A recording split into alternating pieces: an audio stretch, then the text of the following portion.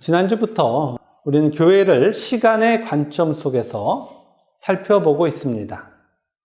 교회는 태아가 엄마의 태 속에서 자라나 아기로 태어난 것처럼 카이로스의 시간 속에서 완성된 모습으로 변화합니다. 따라서 교회는 세상의 시간 속에서 과거, 현재, 미래의 모습을 갖습니다. 교회의 과거의 모습은 무엇입니까? 하나님의 역사를 통하여 믿음이 만들어진 것입니다. 하나님의 은혜의 역사를 통하여 교회는 믿음을 소유하게 되며 이러한 믿음의 내용을 사도신경으로 고백합니다. 전능하신 삼위 하나님의 연합 안에 있는 자신의 존재를 예수 그리스도의 구원 안에서 바라보며 성령 하나님의 성화가 자신에게 이루어지고 있음을 믿음으로 고백하는 것입니다. 또한 예수 그리스도의 재림과 함께 죄가 없어지고 몸이 다시 살아나 하나님 나라의 사랑과 공의 안에서 영원한 만족과 기쁨을 누리는 것임을 믿음으로 고백하는 것입니다. 이러한 믿음의 역사는 사랑의 수고라는 현재의 모습으로 나타납니다. 여기서 우리가 주의해야 하는 것은 성경에서 기록된 하나님 나라의 사랑은 세상에서 이야기하는 그 사랑과 다르다는 것입니다. 하나님 나라의 사랑은 세상이 정의하는 자기애적 사랑이 아니고 하나님의 완전하신 사랑이 그 원인이 된 참된 사랑을 말하는 것입니다. 이러한 하나님 나라 안에 존재하는 참 사랑은 그 모습을 수고의 형태로 나타냅니다. 그러면 하나님 나라에만 존재하는 참 사랑의 내용이 무엇입니까? 하나님 나라의 사랑의 내용은 하나님께서 십계명으로 말씀해 주셨습니다. 십계명은 믿음의 역사를 통하여 만들어지고 있는 하나님 자녀의 사랑이 무엇인지를 열로 설명한 것입니다. 10가지 계명이 있다는 것이 아니고 사랑이 열로 표현된 것입니다. 이처럼 사랑의 본질을 열로 표현한 것이기 때문에 십계명은 오늘의 본문 요한복음에서 말씀하신 것처럼 신약의 새 계명인 사랑으로 다시 통합됩니다. 요한복음 15장 10절부터 12절까지를 함께 읽겠습니다. 내가 아버지의 계명을 지켜 그의 사랑 안에 거하는 것 같이 너희도 내 계명을 지키면 내 사랑 안에 거하리라. 내가 이것을 너희에게 이름은 내 기쁨이 너희 안에 있어 너희 기쁨을 충만하게 하려 함이라. 내 계명은 곧 내가 너희를 사랑한 것 같이 너희도 서로 사랑하라 하는 이것이니라. 아멘. 십계명은 신약의 새 계명과 같은 것입니다. 하나님이 창조하신 진정한 기쁨을 누리는 하나님의 자녀의 존재 자체를 성경은 사랑이라고 말씀합니다. 이러한 사랑을 삼위 하나님이 예수 그리스도를 통하여 하나님 백성에게 이루심으로 인하여 하나님 나라의 구성원인 교회의 지체들은 서로 사랑하는 것을 새 계명으로 소유하게 되는 것입니다. 여기서 새라고 하는 단어는 오래된의 반대말인 새가 아니고 없던 것이 생겨났다, 거룩하다 라는 의미의 새 계명입니다. 오늘은 십계명이 새 계명으로 통합되는 그 과정과 이러한 새 계명이 실존하는 우리들의 수고의 모습이 무엇인지를 살펴보도록 하겠습니다. 먼저 십계명의 첫 번째 계명은 하나님 외에 다른 신을 섬기지 않는 것입니다. 하나님이 계시고 다른 신이 존재합니다. 여기서 다른 신은 누구를 말합니까? 하나님을 반역하고 스스로 신이 된 타락한 우리들을 말합니다. 하나님이 신이시고 우리는 피조물인 것이 진리인데 우리는 스스로 신이 되기 위하여 하나님을 수단으로 삼았던 자들입니다. 수단이란 인격이 아니라는 것을 말합니다. 인격이 아니면 죽은 거죠. 신이 되고자 했던 우리가 원했던 것이 힘이었고, 이런 힘을 동원하는 수단으로 하나님을 동원했습니다. 우리는 왜 그토록 힘을 원했던 것입니까? 세상의 소유를 많이 가져 자신의 욕망이 하고자 하는 것을 마음껏 하고 싶었던 것입니다. 심지어 죽어서도 그러한 자신의 나라가 계속되기를 원합니다. 그래서 우리는 이런 목적을 달성하기 위해서 교회에 왔던 것입니다. 이러한 우리들의 행위를 성경은 하나님을 살인하였다고 정의합니다. 살인이라 하는 것은 자신이 신이 되기 위해서 하나님을 인격의 대상이 아닌 수단으로 삼은 것을 말하는 것입니다. 십계명의 1계명부터 5번째 계명은 6번째 계명부터 10번째 계명까지와 짝을 이룹니다. 따라서 1계명인 하나님 이외에 다른 신을 섬기지 않는 자는 살인하지 않는 자가 되는 것입니다. 우리는 자신이 신이 되기 위하여 하나님을 살인한 자였던 겁니다. 그러나 하나님의 은혜로 내가 신이야 라고 주장했던 자기를 부인하고 하나님의 뜻을 따르는 자가 된 것입니다. 즉 하나님 이외의 다른 신을 섬기지 않는 자는 바로 살인하지 않는 자인데 그 자가 바로 저희가 된 거예요. 이렇게 하나님을 살인하지 않는 자, 하나님을 사랑하는 자인 하나님 자녀가 되어 우리는 교회로 함께 하고 있는 것입니다. 십계명의 1계명과 6계명이 우리에게 이루어져 우리는 하나님 사랑이라고 하는 새로운 계명 안에 있게 된 것입니다. 십계명의 2번째 계명은 우상을 만들지 않는 겁니다. 우리는 우리의 욕망을 위해서 하나님의 모습을 바꾸었던 지난 날이 있었습니다. 대표적으로 성경은 하나님을 금송아지로 만들었다라고 설명합니다. 신앙의 초보 때 아니면 신앙의 경계선에 있었을 때 우리는 성경이 계시하는 하나님이 아니라 우리 스스로가 만든 하나님을 하나님이라고 불렀던 적이 있습니다. 우리가 원하는 것을 그 우상에게 얻어내려고 그 우상을 하나님이라고 부르며 당근도 줬다가 원망도 했다가 그랬던 적이 있었습니다. 그래서 십계명의 7번째 계명인 간음을 했던 것입니다. 하나님을 자신의 욕구 안에 두고 세상을 추구했던 겁니다. 하나님을 금송아지라고 부르면서 자신이 추구하는 세상을 향했던 것입니다. 지금은 하나님의 은혜로 잘 알고 있지만 여전히 지금 교회 안에서, 현실의 교회 안에서는 하나님을 금송아지라고 부르면서 세상의 것을 내어놓으라고 수단과 방법을 가리지 않는 그런 안타까운 곳들이 있습니다. 우리도 그러한 간음했던 자였습니다. 하나님의 은혜로 우리는 하나님을 바로 알게 되었고 점진적으로 세상을 향한 그 욕구를 부인하며 간음하지 않으며 하나님을 사랑하는 순결한 하나님의 신부로 변하고 있는 것입니다. 그리고 십계명의 3번째 계명은 하나님의 이름을 망령되이 일컫지 않는 것입니다. 하나님의 이름은 하나님이 하나님 백성에게 당신을 표현하는 모습을 나타냅니다. 그러나 본질상 하나님은 무한하고 영원하고 불변하신 분이시기에 우리가 인식하는 세상의 이름으로 제한되실 수 없습니다.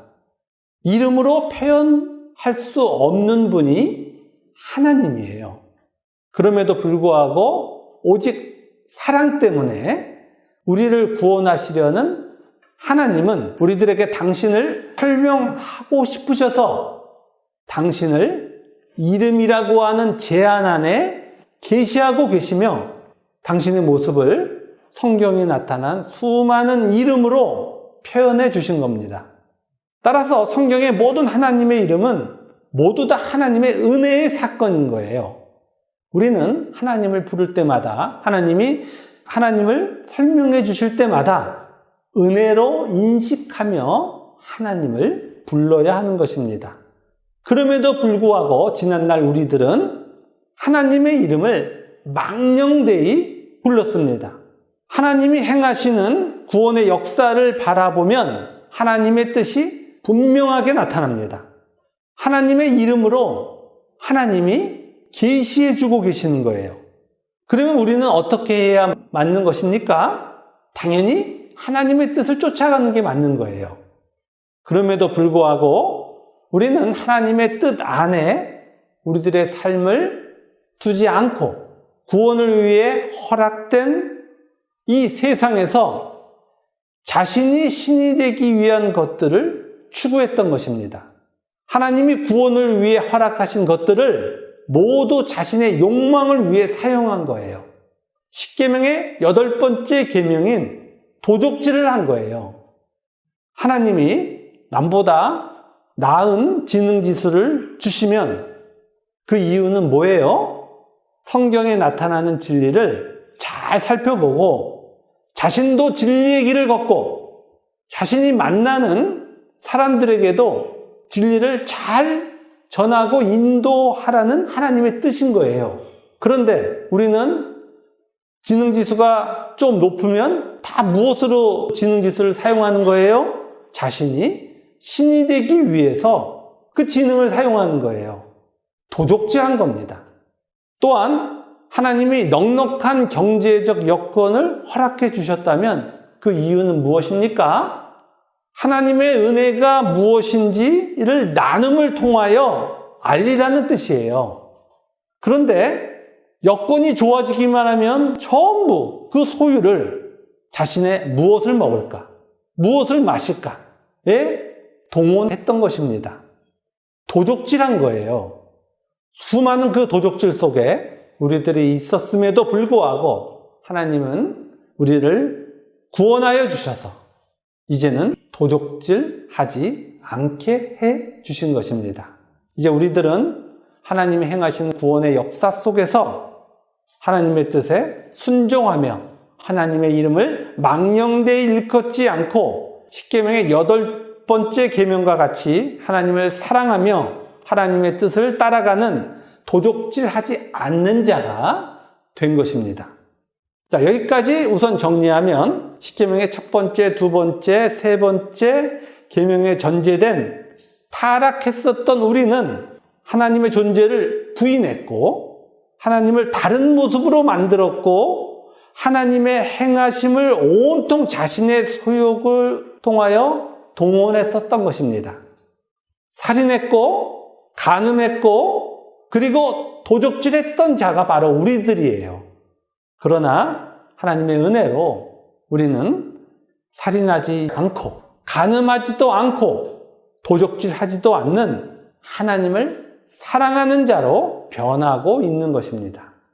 안타까운 것은 여전히 이 땅의 현실의 교회가 십계명이 무엇인지도 모른다는 것입니다. 1계명의 다른 신을 세상의 종교의 어떤 신으로 해석해서 다른 종교를 폄하하는 이야기들을 합니다. 절에 가서 불질러요. 십제군 전쟁을 일으키는 거예요. 이러한 자들은 십계명을 문자적으로 아는 자들로서 구원이 뭔지 모르는 자들입니다. 아무리 열심을 다해도 그들은 구원하고 상관없는 자들인 거예요.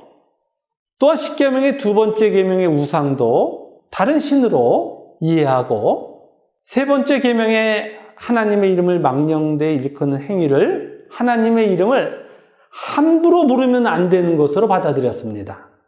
이러한 잘못된 이해 때문에 하나님이 안수한 목사에게 함부로 하면 안 되는 거야. 이런 이상한 일들이 교회 안에서 이루어졌고 이런 강대상을 신성하게 여겨야 된다는 샤머니즘이 남부해버린 거예요. 나무입니다, 이거, 여기가 신성한 데가 아니에요. 우리가 신성한 거지. 하나님의 자녀인 우리가 신성한 거죠. 그런데도 하나님의 이름을 망령되이 일컫는다는 것이 뭔지 모르니까 이런 이상한 일들을 하는 거예요. 교회 안에 들어와서. 이뿐 아니라 하나님이 하시는 일을 바라봐야 하는데 하나님이 하시는 일이 뭔지 모르는 거예요. 그러면 누굴 보게 돼요? 자신을 보게 되죠. 자신의 행위를 보게 되는 거예요. 자신의 행위로 신앙을 바꿔버립니다. 이걸 율법주의라고 그러죠. 십계명을 윤리로 해석해서 살인도 하지 마라, 간음도 하지 마라, 도둑질 하지 말라 이렇게 십계명이 나오니까 너희들 살인하면 안 돼, 간음하면 안 돼. 간음을 뭐라고 해석하는 거예요? 이 세상에 있는 남자 여자가 간음하는 그런 단어로 받아들이는 거예요. 도둑질 하지 말라니까 남의 거 이렇게 탐내면 안 돼. 이런 세상 사람들이 똑같이 아는 윤리적 해석을 하는 거예요. 성경을 보고. 그러면 그 사람은 세상에 갇혀버린 사람이 되는 거예요. 저 하나님 나라하고는 상관없는 사람이에요, 그 사람은.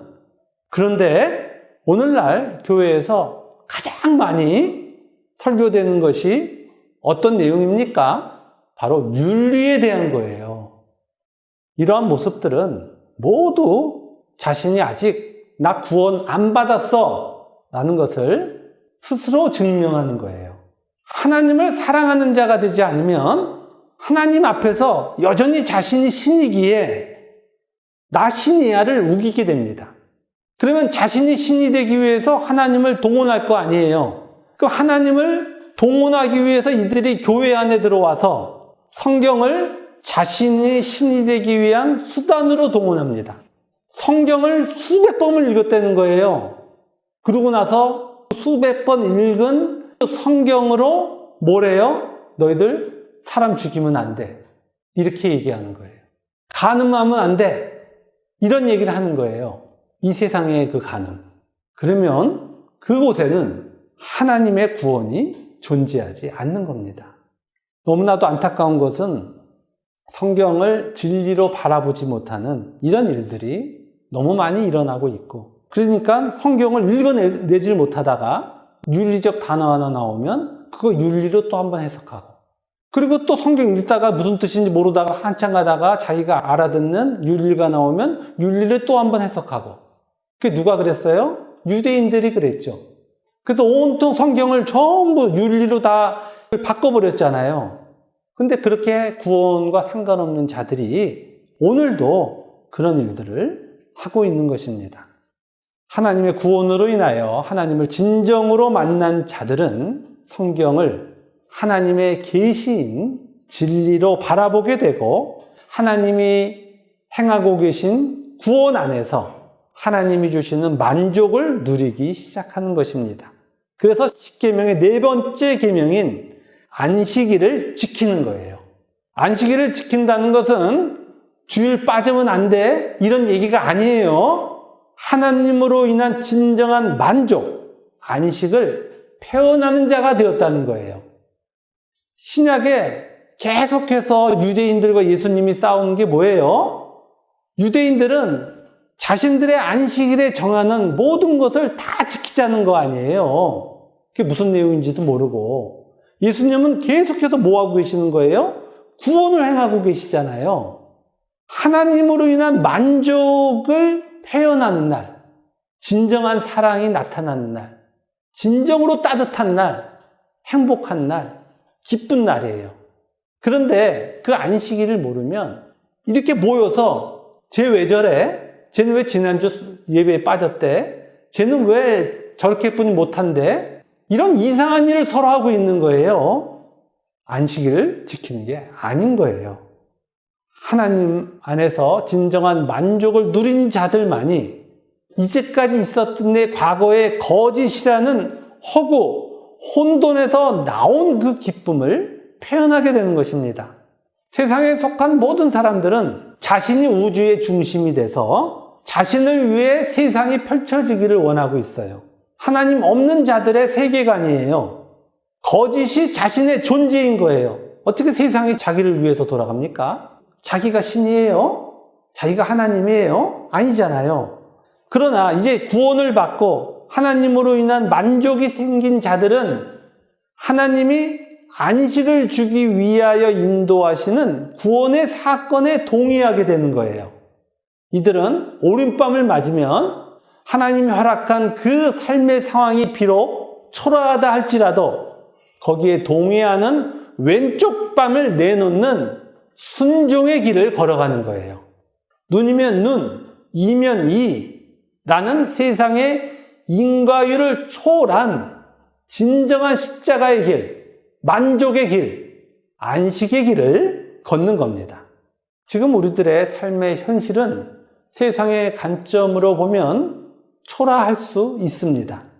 그럼에도 불구하고 우리들이 하나님을 찬양하는 것은 하나님이 행하고 계신 진리로의 인도하심을 알고 있기 때문이에요. 진정한 안식 안에 있는 거짓이 아닌 진리의 존재로 자신이 변하고 있다는 것을 알고 있기 때문에 세상의 인과율 안에서 우리에게 주어지는 이 불합리, 이 모순을 넘어 하나님을 찬양하는 거예요. 눈이면 눈, 이면 이라는 세상의 인과율로 사는 것은 인간이 원인이고 인간이 결과가 되는 거예요. 여기 하나님이 있습니까? 없습니까? 없잖아요. 하나님을 배제한 것이 우리가 사고하고 있는 인과율인 거예요. 그래서 그것을 성경은 허구, 거짓이라고 부르는 거예요. 그 안에 있으면 만족이라는 건 없는 거야. 거기가 바로 영원한 허구의 지옥이야 라고 말씀하고 계시는 거예요. 하나님을 바로 알고 하나님의 구원의 능력으로 변하고 있는 하나님 자녀의 삶만이 하나님을 사랑하는 참 만족을 누리는 진리가 되는 것입니다. 이러한 자들이 십계명의 5번째 계명과 같이 부모님인 하나님을 공경하는 자가 되어 하나님의 뜻을 쫓아가는 거예요. 십계명의 10번째 계명인 탐내지 않는 삶을 살게 되는 거예요. 세상은 우리의 부모님이신 하나님이 없습니다. 인간은 하나님을 자신이라는 존재의 영역에서 삭제해버린 후에 자신이 원하는 것을 추구하는 존재입니다. 이러한 끔찍한 존재 방식은 심지어 자기에게 원하는 것을 이룰 힘이 없어도 하나도 변하지 않아요. 힘이 없어서 아무것도 할 수 없는 초라한 그 노인이 되어서도 어떻게든 자신이 원하는 것을 찾아내서 하고 있는 것을 우리가 볼 수 있어요. 자신이 원하는 것을 제한해서라도 억지로 만들어내서라도 자신이 원하는 것 안에만 있어야 되는 거예요. 존재가 탐욕인 거예요. 그러나 하나님의 자녀들은 자신을 낳으신 하나님을 점차로 사랑하게 되고 하나님이 세우신 교회에서 하나님이 행하시는 구원의 일을 보게 됩니다. 전적으로 타락한 자를 무한하신 사랑으로 이 교회까지 인도하신 하나님을 보며 그 사랑과 능력으로 고치시는 것을 우리 모두가 보는 거예요. 우리는 하나님이 우리에게 행하신 구원을 잘 알고 있습니다. 저도 가끔씩 잊고 있다가 하나님이 제가 너무 하나님을 잊고 구원의 사건으로 제 삶을 바라보지 않을 때면 하나님께서 저를 하나님 앞에 대면하게 해주실 때가 있어요. 그러면 영락없이 그때는 끔찍한 제 죄가 보이기 시작합니다. 그 죄의 모습을 볼 때마다 정말 어디론가 사라져버리고 싶어요. 그럼에도 불구하고 저 스스로도 볼 수 없는 죄의 끔찍함을 하나님은 외면하지 않으시고 삼위 하나님께서 존재의 전부를 다하여 구원하고 계신다는 것을 하나님이 보게 해주십니다. 바로 우리는 이렇게 완전하신 삼위 하나님의 그 사랑 때문에 변하는 거예요. 하나님의 완전하신 은혜로 인하여, 하나님의 그 사랑으로 인하여 우리는 하나님을 사랑하는 교회의 지체로 함께 만난 것입니다. 지난 12년 동안의 시간 동안 제가 말씀을 준비하고 기도할 때마다 우리 지체들을 향한 하나님의 그 사랑이 저에게 이렇게 전달되었습니다. 그래서 우리 모두가 말씀을 통하여 하나님을 더욱더 알기를 간절히 소망했습니다. 이런 이 시간 속에서 우리는 각자 우리 지체들이 이제 변하여 사랑의 수고를 하는 모습들을 보고 있습니다. 요새 날씨가 어느 날은 너무 춥고 날씨가 변덕이 심합니다. 너무 추울 때 제가 교회 초기 때 있었던 그 교회가 생각이 납니다. 그때는 이 추우면요 화장실이 얼어버렸습니다. 그 교회는 따로 관리하시는 분이 없어서 제가 토요일에 와서 그 화장실을 녹여야 했어요. 화장실 녹이는 그냥 몇 시간이 걸립니다. 그런데 그 다음날 또 어떤 일이 벌어져요. 녹이고 갔는데 다음날 가면 또 얼어 있어요. 그러니까 주일에 아침 일찍 가야 됩니다. 가서 또 화장실을 사용할 수 있도록 준비를 했습니다. 그뿐 아니라 수고에 속한 일들이 많았죠. 근데 제가 제 얘기를 하는 것은 제 공로를 말하려는 것이 아닙니다.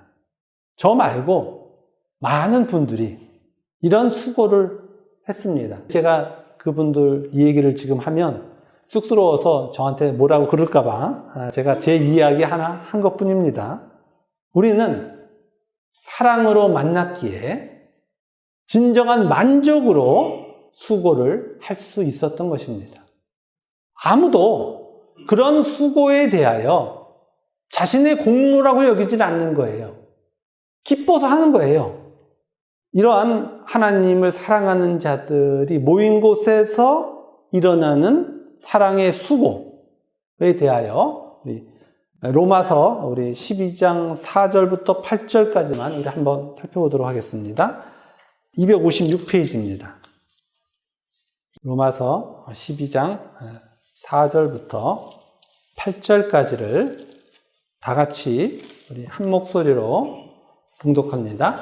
우리가 한 몸에 많은 지체를 가졌으나 모든 지체가 같은 기능을 가진 것이 아니니 이와 같이 우리 많은 사람이 그리스도 안에서 한 몸이 되어 서로 지체가 되었느니라. 우리에게 주신 은혜대로 받은 은사가 각각 다르니 혹 예언이면 믿음의 분수대로, 혹 섬기는 일이면 섬기는 일로, 혹 가르치는 자면 가르치는 일로, 혹 위로하는 자면 위로하는 일로, 구제하는 자는 성실함으로, 다스리는 자는 부지런함으로, 긍휼을 베푸는 자는 즐거움으로 할 것이니라. 아멘.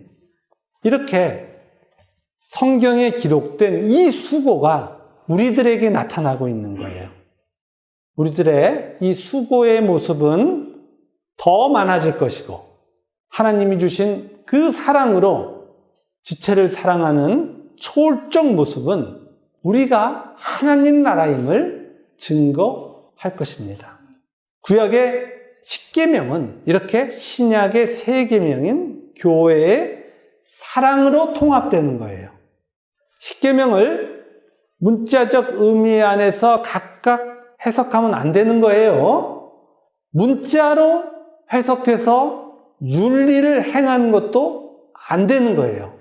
오직 구원의 은혜 안에 있는 교회만이 구원으로 변해가는 자신의 모습을 하나님 나라의 새 계명인 사랑으로 해석하고 그 사랑의 수고로 하나님 나라를 증거하는 것입니다. 데살로니가 교회에 복음을 전한 바울과 실라와 디모데는 데살로니가 교회의 사랑의 수고가 나타나는 것을 보며 그래, 바로 너희들이 하나님이 택하신 자들이지 너희들 맞아 라고 말하였습니다. 우리들의 삶이 이 세상 속에서 얼마나 많은 것을 소유했느냐, 이런 관점 속에서 제발 우리들을 보지 마세요.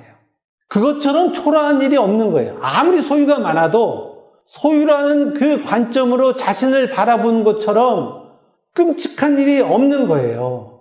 그거는 나는 멸망할 짐승이야 이렇게 얘기하는 것과 똑같은 거라고요.